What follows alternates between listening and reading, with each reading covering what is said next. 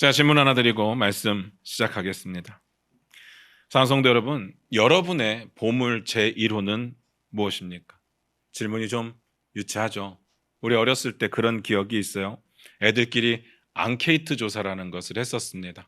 이렇게 노트를 하나 사서 맨 앞장에 질문들을 이렇게 한 열 몇 개 적는 거예요. 그리고 친구들끼리 돌려가면서 자신이 이제 그 대답을 거기다 쓰는 내용이죠. 그런데 보통 그냥 대답만 쓰는 것이 아니라 거기다 스티커도 붙이고 뭐 그림도 그리면서 이렇게 자기를 어필합니다. 왜냐하면 거의 전 모든 반 애들이 다 돌려보는 거기 때문에 자기가 좀 튀어야 되죠. 거기에 항상 나오는 질문이었습니다. 너의 보물 제1호는 뭐냐? 그만큼 유치한 질문이기도 합니다. 그런데 뭐 유치하든지 말든지 여러분에겐 묻고 싶습니다. 여러분은 여러분의 보물 1호로 무엇을 생각하셨습니까? 사실 제가 묻고 싶은 것은 뭐가 여러분의 보물 1호입니까도 궁금하기는 하지만 진짜 궁금한 건 왜 그게 여러분의 보물 1호가 되었을까라는 부분입니다. 이렇게 여쭐까요? 여러분이 보물이라고 정했을 때, 생각하셨을 때 그 기준은 어떤 기준이었습니까? 객관적 가치가 높은 것이었습니까? 그러니까 뭐 비싼 거, 가치 있는 거, 아니면 의미로서 가치가 있는 것이었습니까? 결혼 반지나 아니면 뭐 부모님 남기신 유품 같은 거, 뭐 그럴 수 있죠. 그런 것들도 다 중요한데 제가 묻고 싶은 건 성경에서 말하는 보물은 뭘까? 성경에서 말하는 보물은 뭘까요? 궁금하지 않습니까?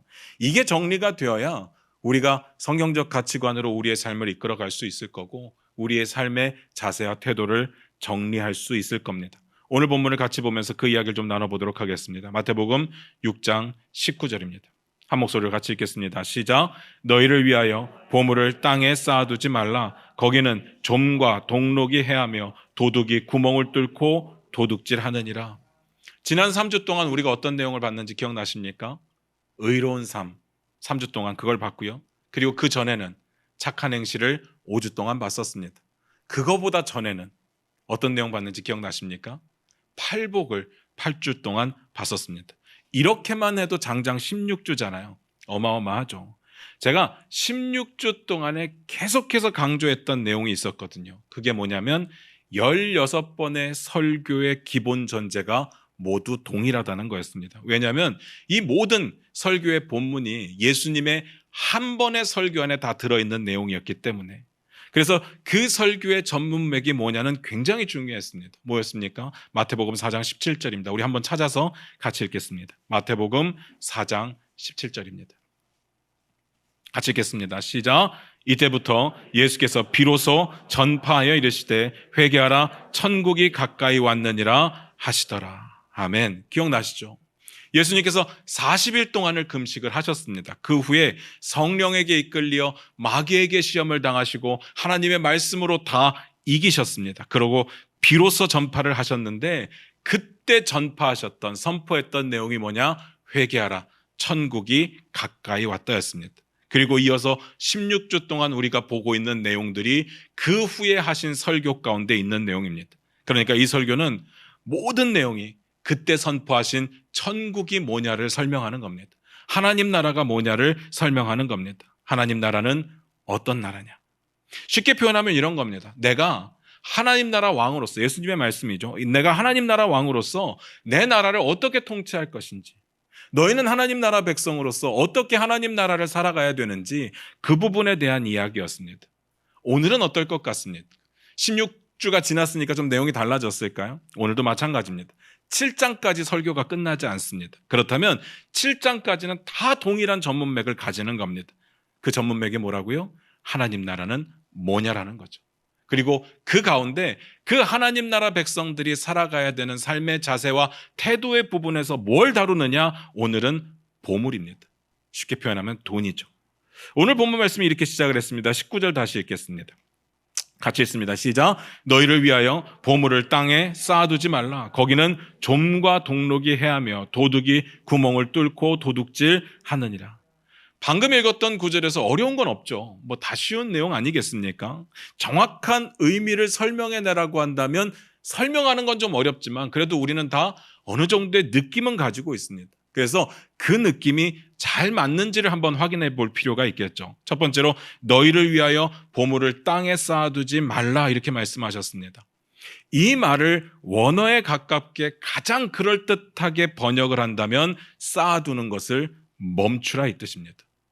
이쯤에서 놀라셔야 됩니다. 이거 굉장히 놀라운 이야기죠. 너희가 나중에 하나님 나라를 살아가다 보면 이런 유혹을 받게 될 거야. 이렇게 경고하시는 내용이 아니에요.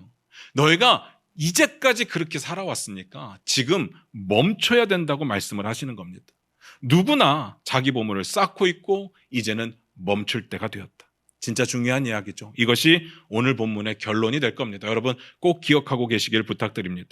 그리고 나서 이런 내용이 나옵니다. 우리가 우리를 위하여 보물을 땅에 쌓아두었을 때 그 보물을 못 쓰게 만드는 해하는 것들이 있답니다. 그래서 예수님께서 멈추라고 하신 거예요.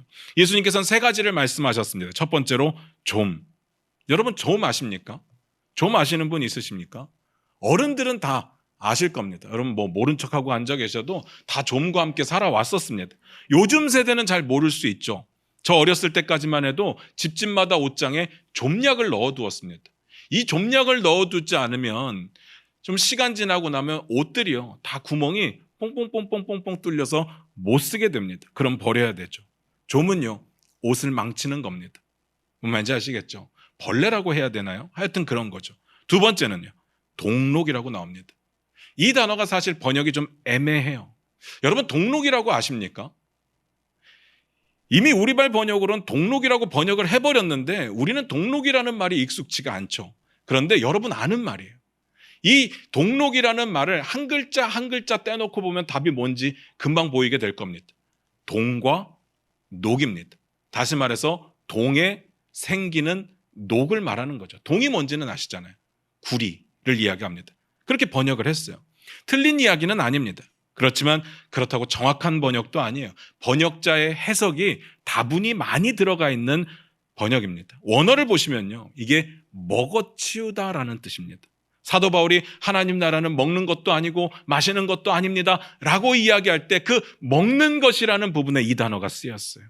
그러니까 동록도 맞기는 한데 우리는 좀 더 넓게 봐야 됩니다. 모든 가치 있는 것들을 먹어치우는 걸 말하죠.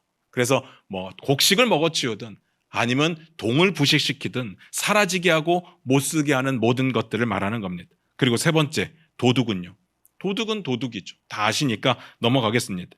듣고 보니까 모르는 말이 하나도 없었습니다. 그런데 이 세 가지들을 예수님께서 우리가 이 땅에 보물을 쌓을 때 그 보물을 해하는 것으로 설명을 하셨는데 그냥 이 단어들이 주는 뉘앙스를 발견하는 것이 굉장히 중요합니다. 그 뉘앙스가 뭐냐? 이게 참 어려운 내용이긴 한데요. 정말 감사하게도 우리나라 표현 그 중에 똑같은 말이 있어요. 여러분들 다 아시는 말이 있어요. 제가 설교 중에 이런 표현을 드리기가 조금은 죄송하지만 분명히 똑같은 말이 있습니다. 여러분 아시는 말이에요. 아끼다, 똥 된다. 이 표현이 정확하게 오늘 본문의 내용과 똑같습니다. 이 이야기는요, 기본적으로 사치나 낭비와는 상관이 없습니다. 사치와 낭비를 해도 된다는 이야기가 아니라 오늘의 주제와는 상관이 없다는 이야기. 그럼 뭐냐? 악착같이 모아뒀는데 쓸 거 안 쓰고 악착같이 모아뒀는데 지나고 보니까 둘 중 하나죠. 쓸모 없어졌거나 사라져 버렸거나. 이 땅에 보물을 쌓는 행위가 예수님께서는 그렇다고 이야기를 하는 겁니다. 얼마나 허망합니까? 사치가 좋은 건 아니에요. 사치를 하라는 이야기는 아닌데 이럴 거였으면 차라리 사치라도 할걸요. 이럴 거였으면 썼으면 안 아까웠을 텐데 쓰지도 못하고 나중에 보니까 쓸모없이 된 겁니다. 없어져 버린 겁니다. 그 이야기를 하시는 거예요. 이 부분은 중요한 이야기라서 제가 설명을 드리고 싶지만 설명을 장황하게 하는 것보다 예수님이 말씀하신 비유를 살펴보는 것이 훨씬 더 이해가 빠를 것 같습니다. 누가복음 12장 16절부터 19절인데 이건 찾아보겠습니다. 누가복음 12장 16절부터 19절입니다.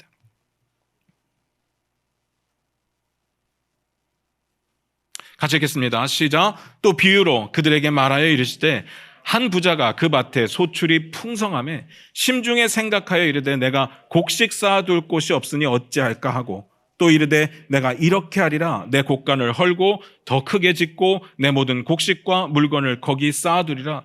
또 내가 내 영혼에게 이르되 영혼아 여러 해 쓸 물건을 많이 쌓아두었으니 평안히 쉬고 먹고 마시고 즐거워하자 하리라 하되.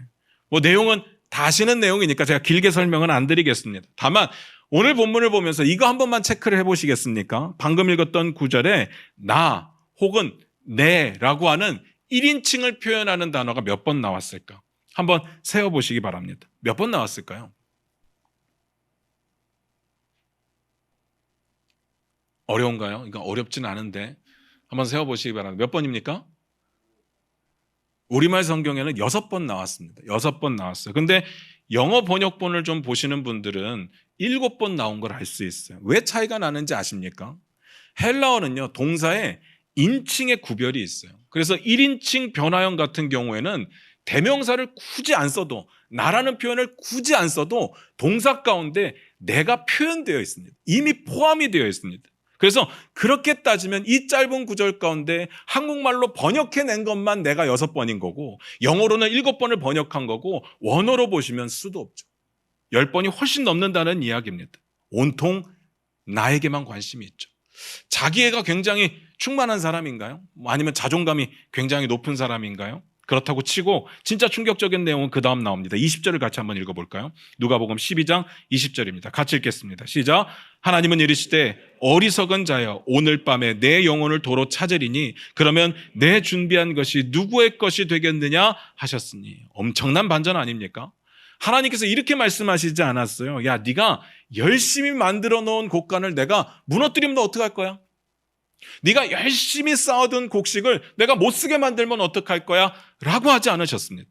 하나님께서 뭐라고 이야기하십니까? 내가 너의 영혼을 도로 찾으리니. 섬뜩하죠? 곡간을 무너뜨리는 거 괜찮아요. 곡식 못 쓰게 되는 거 괜찮아요. 다시 지으면 되고 속은 좀 쓰리지만 농사 열심히 지으면 돼요. 다시 모으면 된다고요. 그런데 생명을 잃게 되면 기회가 없는 거잖아요. 생명이 있으면 뭐라도 해보는데 생명을 잃게 되면 아무런 방법이 없습니다. 근데 주님 뭐라고 말씀하세요? 영혼을 도로 찾겠다. 도로 찾는다. 여러분 그거 아십니까? 우리의 영혼은요 원래 하나님의 겁니다. 예수를 믿는 사람이든지 안 믿는 사람이든지 상관없이 원래 다 하나님의 것입니다. 근데 이 사람은요 자기가 자기 건 줄 알았죠. 곡식도 자기 건 줄 알았습니다. 그런데 자기 게 아무것도 없죠. 곡식도 자기 것이 아니었습니다. 심지어는요 자기가 자기 게 아닌데요. 우리도 다 내 거라고 생각하고 살지 않습니까? 그런데 잘 생각하셔야 됩니다. 그러니까 하나님께 드리는 게 아까운 거죠. 하나님의 관점에서는요 돌려받는 겁니다. 도로 찾는 거죠. 제가 늘 말씀드리는 게 있지 않습니까? 하나님께서 가져갈 마음이었다면, 가져가는 게 목적이었다면 뭐하러 받습니까? 그냥 가져가면 되지. 우리의 마음을 보시고자 하는 것 아니겠습니까? 오늘 본문에 기가 막히게 잘 어울리는 사람이죠. 아끼다가 똥된 대표적인 케이스입니다. 자, 이쯤에서 우리가 고민을 좀 해봐야 됩니다. 여기에서 말하는, 성경에서 말하는 보물이 뭘까? 24절을 보면요 말을 좀 바꿔서 재물이라는 단어로 결론을 내립니다. 재물은 또 뭐예요? 이 단어가 섬뜩한 단어인데 헬라어 원어로 보면 맘몬이라는 단어입니다. 들어보셨습니까? 맘몬. 이게 사실은 헬라어는 아니고요 아람어가 소리 나는 대로 헬라어를 그냥 표기한 방법이에요. 맘몬이 뭐냐면 돈을 뜻하기도 하고 돈의 신을 뜻하기도 하죠. 그러니까 24절에 하나님과 맘몬을 겸하여 섬길 수 없다라고 말씀을 하셨을 때 단순하게 돈이 아니라 돈신을 섬길 수 없다라는 이야기입니다. 그런데 재밌는 게 뭔지 아십니까? 맘몬은요 진짜 신은 아니에요. 돈이 어떻게 신이 됩니까? 돈은 그냥 돈이죠.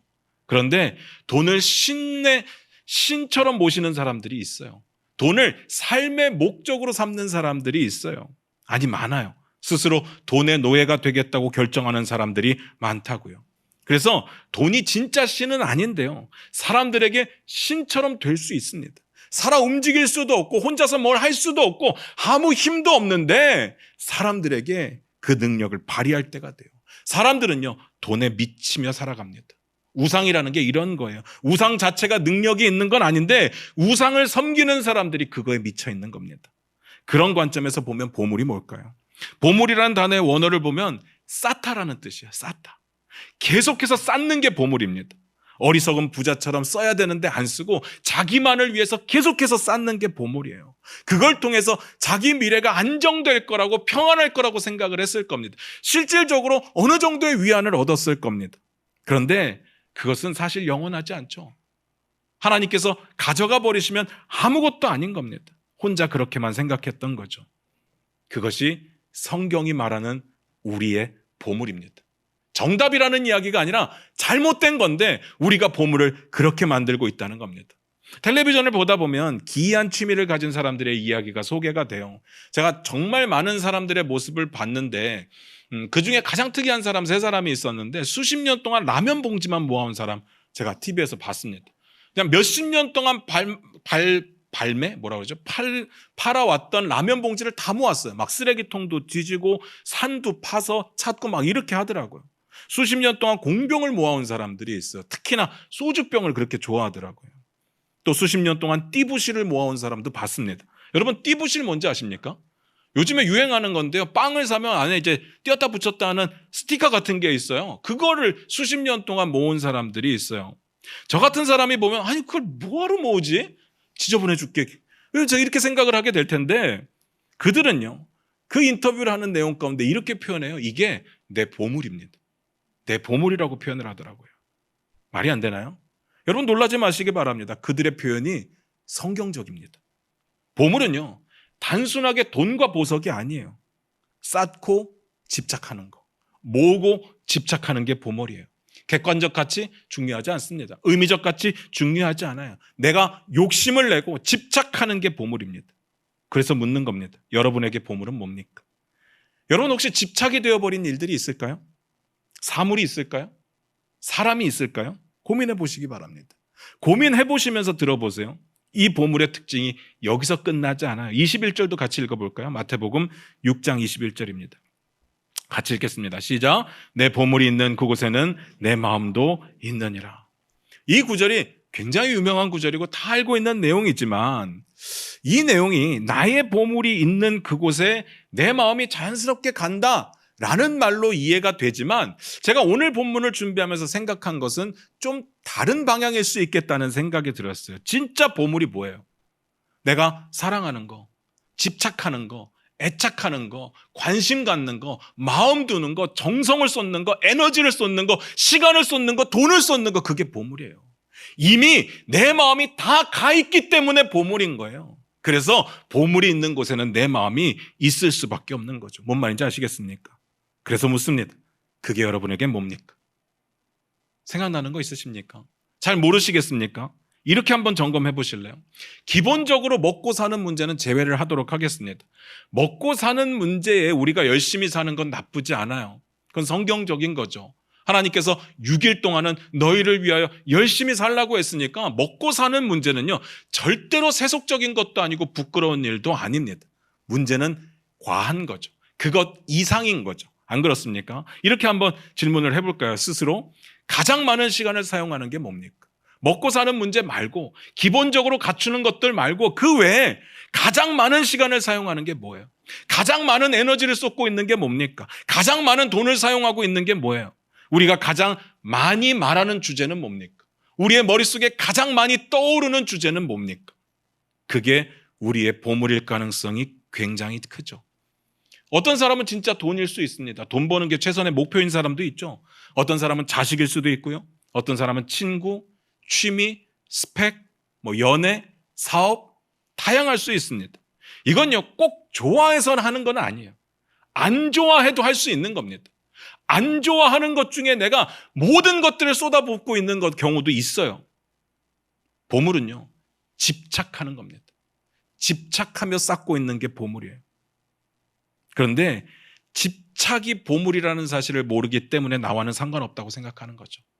나는 돈을 안 사랑하니까. 그러면서 계속 쌓고 있는 겁니다. 쌓는 게 당연하다고 생각하는 거죠. 그리고 이렇게 스스로 정당할 겁니다. 어쩔 수 없었어. 그럴 수밖에 없는 상황이었어. 내가 집착하여 사는 것을 어쩔 수 없었다고 생각을 합니다. 그 말이 아예 틀리진 않았죠. 그래서 어려운 거예요. 우리의 삶 가운데는요 어쩔 수 없는 일들이 너무나도 많이 일어납니다. 삶의 무게가 너무 버겁기 때문에, 나에게 일어나는 수많은 문제들 때문에 그 문제를 해결하느라 24시간이 부족할 때가 너무 많아요. 그렇게 살다 보니까 내 걸 쌓아야 되는 겁니다. 내 걸 지켜야 되는 거예요. 안 그러면 또다시 이런 문제가 생겼을 때 내가 무너질 수 있으니까 이건 어쩔 수 없는 겁니다. 잘 들으시기 바랍니다. 그래서 하나님이 요구하시는 게 믿음인 겁니다. 순종인 거죠. 이게 쉬운 거면 누가 믿음이라고 하겠습니까? 누구나 그냥 그렇게 하는 거라면 이걸 누가 믿음이라고 하겠어요? 어쩔 수 없는 상황 가운데 순응하는 것이 믿음이 아니라 어쩔 수 없지만 하나님의 말씀이기 때문에 순종하는 것이 믿음인 거죠. 하나님께 다 맡기고 쌓는 것을 멈추고 하나님 나라를 위해서 쓸 때 내 시간을 쓰고 내 에너지를 쓰고 내 관심을 쓰고 내 돈을 쓸 때 그걸 믿음이라고 하는 겁니다. 예수님께서 오늘 너를 위하여 이 땅에 재물을 쌓아두는 것을 멈추라고 하셨던 이유가 여기에 있습니다. 우리가 다 어쩔 수 없이 그렇게 살아가니까요. 내 보물이 된 줄 어느 누구도 생각하지 못한 채 쌓아가고 있으니까요. 그런데 이제는 멈춰야 될 때가 되어버렸습니다. 이제는요, 어쩔 수 없는 상황이라도 멈춰야 됩니다. 누구나 상식적이고 보편적으로 누구나 그렇게 살아가는 삶이라고 할지라도 멈춰야 돼요. 세상이 요구하고 있는 삶의 무게와 방향성, 이제는 멈춰야 됩니다. 절대로 쉽지 않아요. 할만하다고 말씀드리는 게 아닙니다. 이건 하나님 나라 백성들이 하나님 나라 백성답게 살아가기 위해서 처절하게 몸부림치며 만들어 가야 되는 것들입니다. 결코 쉽지 않죠. 여러분들 지금까지 어떻게 살아오셨습니까? 내가 설정한 목표대로 살아오셨습니까? 내가 계획한 거 다 이루며 살았습니까? 아니면 부모님이 만들어준 그런 방향성대로 살아오셨습니까? 요즘 애들은 부모님이 다 설계를 해주면 그 방향대로 가더라고요. 아니면 세상이 요구하는 것들이 있잖아요. 세상이 가르치는 것들이 있잖아요. 그걸 만족시키기 위해서 살아왔습니까? 그것도 아니면 나에게 문제가 너무 많기 때문에 어쩔 수 없이 그 문제를 해결하느라 살아왔습니까? 근데 너무 안타까운 게 뭔지 아십니까? 그렇게 살아가는데 대충 살지 못했다는 거죠. 최선을 다했습니다. 열심히 살았습니다. 그러니까 그게 보물이 되어버렸습니다. 이런 것들이 쌓여서 지금의 내가 된 거예요. 이런 것들이 쌓여서 지금의 내 거가 만들어진 거죠. 잘 생각하셔야 됩니다. 그런데 이제 내 삶의 주인이 바뀌었잖아요. 이제 내 삶의 왕이 바뀌었잖아요. 예수님께서 나의 주인이 되시고 하나님께서 내 왕이 되시지 않습니까? 내 왕께서 요구하시는 겁니다. 내 주인께서 요구하시는 거예요. 이전에 당연히 살아오던 방식을 이제 멈춰라. 그리고 내 나라 백성답게 살기를 원합니다. 그게 뭐예요? 너희를 위하여 이 땅에 재물 쌓는 걸 멈춰라. 이겁니다. 그 다음에요. 예수님께서 이어서 이렇게 말씀하십니다. 6장 20절입니다. 같이 읽겠습니다. 시작. 오직 너희를 위하여 보물을 하늘에 쌓아두라. 거기는 좀이나 동록이 해하지 못하며 도둑이 구멍을 뚫지도 못하고 도둑질도 못하느니라. 기가 막히지 않습니까? 뻔한 대답이긴 하죠. 땅에 쌓는 걸 멈추고 하늘에 쌓아두라. 거기는요, 예수님께서 쓸모없다고 이야기하신 것들이 있잖아요. 좀과 동록과 그리고 또 뭐 있었습니까? 도둑. 이런 것들이 해하지 못한다고 이야기를 하는 겁니다. 그런데 궁금한 건 어떻게 했냐잖아요. 어떻게 우리가 하늘에 보물을 쌓을 거냐. 누가복음 12장 33절 34절에 보면 이렇게 소개되고 있습니다. 우리 이건 화면 보시면서 같이 읽겠습니다. 시작. 너희 소유를 팔아 구제하여 낡아지지 아니하는 배낭을 만들라. 곧 하늘에 둔 바 다함이 없는 보물이니 거기는 도둑도 가까이 하는 일이 없고 좀도 먹는 일이 없느니라. 너희 보물 있는 곳에는 너희 마음도 있으리라. 오늘 본문과 같은 내용이죠. 표현만 조금 다르고 이런 것들을 병행구절이라고 해요. 누가는요, 하늘에 보물 쌓는 법을 이렇게 말했습니다. 너희 소유를 팔아 배낭을 만들라. 너희 소유를 팔아 구제하고 낡아지지 않는 배낭을 만들라. 느낌 오시나요? 우리 얼마 전에 구제에 대해서 이야기 나눴잖아요. 그리고 금식에 대해서 이야기 나눌 때도 하나님이 기뻐하시는 금식이 뭔지를 봤었습니다. 줄인 자에게 양식을 나눠주고 유리하는 빈민을 받아들이고 그리고 헐벗은 자를 보면 입히는 것, 그것이 하나님이 기뻐하시는 금식이라고 했습니다. 기억나실 겁니다. 오늘 보면 이렇게 말씀하십니다. 하늘에 너희 보물을 쌓아라. 너희 시간을 쓰고 너희 에너지를 쓰고 너희 물질을 쓰고 그러면 좀과 동록과 도둑이 해하거나 빼앗거나 하지 못한다. 그래야 가치가 있는 거죠. 그래야 쓸모가 있는 거죠. 그래야 진짜 보물 아니겠습니까? 그런데 그게 뭐라고요? 다른 건 다 모르겠습니다. 오늘 나와 있는 것 딱 하나만이 그런 방법이라는 이야기는 아니에요.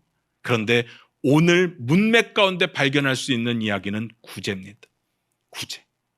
구제에 시간을 내야 됩니다.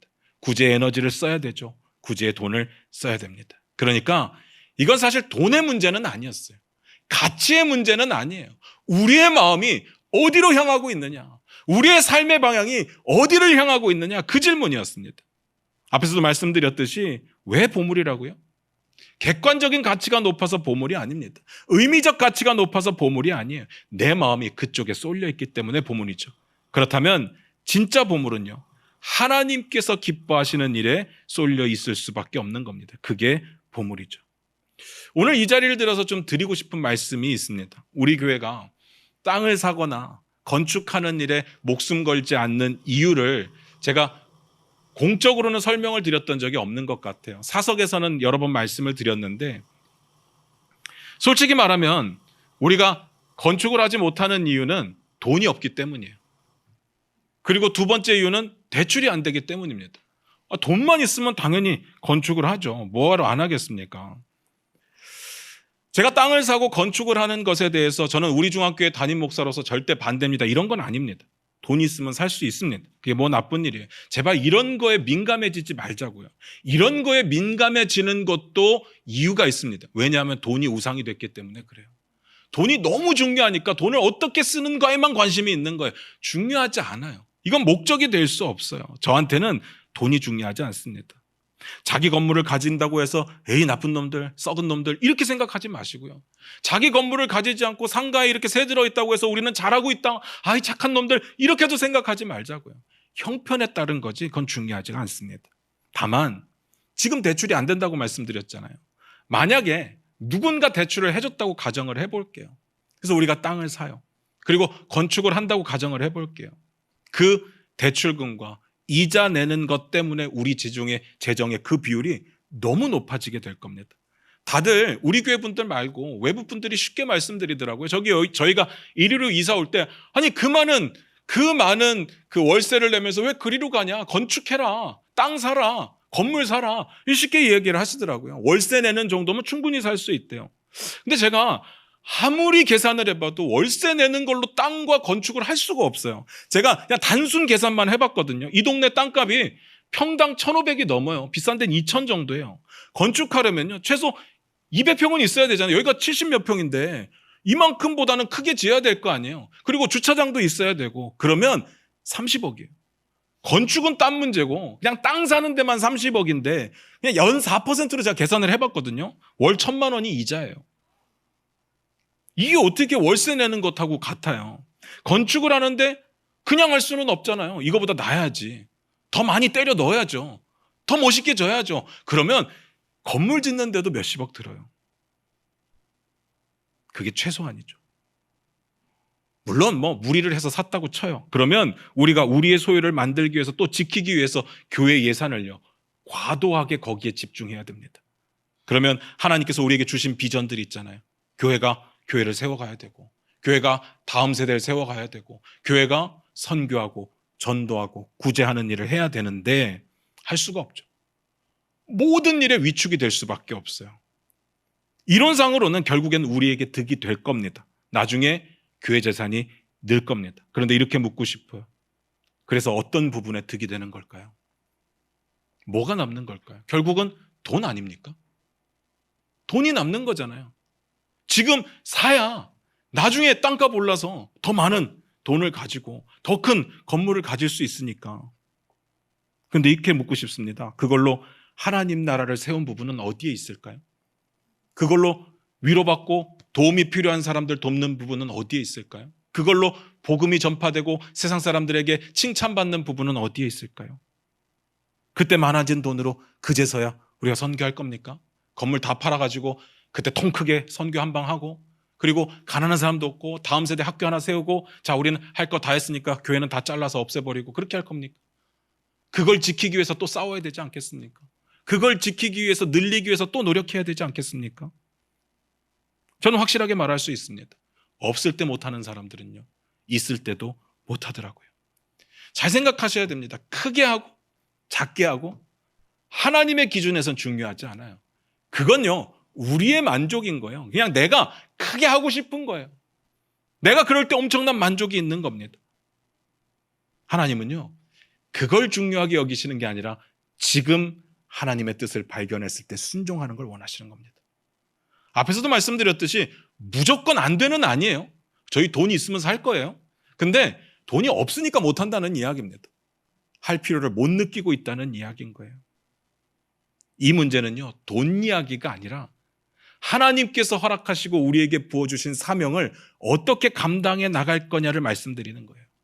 우리의 마음이 소유에 쏠려 있느냐, 아니면 우리의 마음이 하나님 나라에 쏠려 있느냐, 이걸 선택하자는 이야기를 드리는 겁니다. 결론 볼까요? 24절입니다. 6장 24절입니다. 같이 읽겠습니다. 시작. 한 사람이 두 주인을 섬기지 못할 것이니 혹 이를 미워하고 저를 사랑하거나 혹 이를 중히 여기고 저를 경히 여김이라. 너희가 하나님과 재물을 겸하여 섬기지 못하느니라. 아멘. 22절, 23절은 뛰어넘었습니다. 이유는 뭔 말인지 모르겠어요. 저만 모르는 게 아니라 학자들도 이 부분이 성경에 나와 있는 이야기 중에 제일 어렵다고 이야기를 합니다. 모르겠어요. 그래서 아는 것만 보려고 합니다. 24절에 보니까 한 사람이 두 주인을 섬길 수 없다고 말합니다. 예수님이 내 주인이 되신다는 이야기 가운데는요, 나에 대한 소유권이 주님께 있다는 뜻이기도 한 겁니다. 우리의 소유권이 두 군데 있을 수 없습니다. 오직 주님만이 우리의 소유권자가 되시는 거죠. 세상에서는 공동소유라고 하는 것이 법에 있죠. 근데 하나님과 나와의 관계에서는 공동소유는 없습니다. 하나님의 것이거나 세상의 것이거나. 우리가 다른 주인을 섬길 수도 없고 다른 부모를 섬길 수도 없습니다. 우리는 선택해야 됩니다. 무엇을 사랑하고 무엇을 미워하고 무엇을 중히 여기고 무엇을 경히 여길까. 우리에게는 이 선택만 남아 있습니다. 말씀 마무리 짓겠습니다. 사랑하는 성도 여러분, 저와 여러분의 보물은 뭡니까? 우리 마음을 쏟아붓고 있는 게 뭡니까? 정말 그걸 원하는 만큼 가졌을 때 진짜 위안과 위로와 평안이 있을까요? 세상이 주는 건요, 진통제일 뿐인 겁니다. 잠시의 아픔을 잊게 만드는 거죠. 물론 진통제도 가끔은 효력이 있을 때가 있지만 우리에게 필요한 건 치료제입니다. 치료제가 있는데 뭐하러 진통제만 먹고 참고 있겠습니까? 그리고 진통제는 내성이 생겨서 나중엔 듣지 않죠. 이렇게 권면드리고 싶습니다. 우리의 보물을 하늘의 것에 쌓기를 권면드립니다. 하나님이 원하시는 일에 관심 가지시기를 부탁을 드립니다. 하나님이 기뻐하시는 일에 열정을 내시기를 원합니다. 그렇게 쌓는 것을 우리의 보물로 만들었으면 좋겠습니다. 좀 이런 표현이 안 좋게 느껴질 수 있는데 하나님의 것에 집착하시기를 주님의 이름으로 부탁드립니다. 기도하겠습니다.